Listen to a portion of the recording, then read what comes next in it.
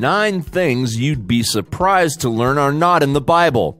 There was no apple in Genesis. The Bible isn't specific when it comes to the actual fruit. Genesis 3:6 states, "When the woman saw that the tree was good for food, and that it was a delight to the eyes, and that the tree was desirable to make one wise, she took from its fruit and ate. And she gave also to her husband with her, and he ate." Some suggest that the fruit was a pomegranate. The 3 wise men. There could have been any number of magi. And what's more, they didn't visit the baby Jesus on the night of his birth. They came days, months, or even years later. Matthew 2:11 states, "After coming into the house, they saw the child was with Mary his mother, and they fell to the ground and worshipped him." Emphasis on house, not stable.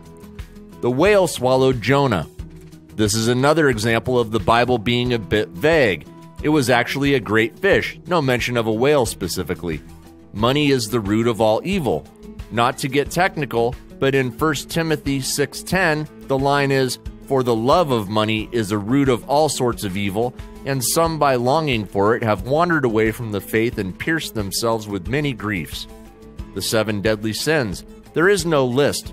There are references to sins, such as Proverbs 6:16 through 19, which states, "There are 6 things that the Lord hates, 7 that are an abomination to him: haughty eyes, a lying tongue, and hands that shed innocent blood, a heart that devises wicked plans, feet that make haste to run to evil, a false witness who breathes out lies, and one who sows discord among brothers." Those don't sound quite as familiar. Jesus condemning homosexuality. That's not to say that you can't find references to it in the Bible. According to Leviticus 20:13, "If there is a man who lies with a male, as those who lie with a woman, both of them have committed a detestable act. They shall surely be put to death.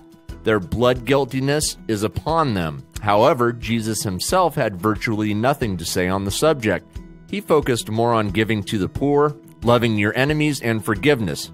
"Cleanliness is next to godliness." This quote can actually be attributed to John Wesley, an 18th century evangelist who founded Methodism. The devil. So there is mention of Satan in the Bible, but it's certainly not the pointy-beard, red-horned, pitchfork-waving Satan we all think of today. The Lord works in mysterious ways. Surprisingly, this phrase cannot be found anywhere in the Bible, and its exact origins are unknown.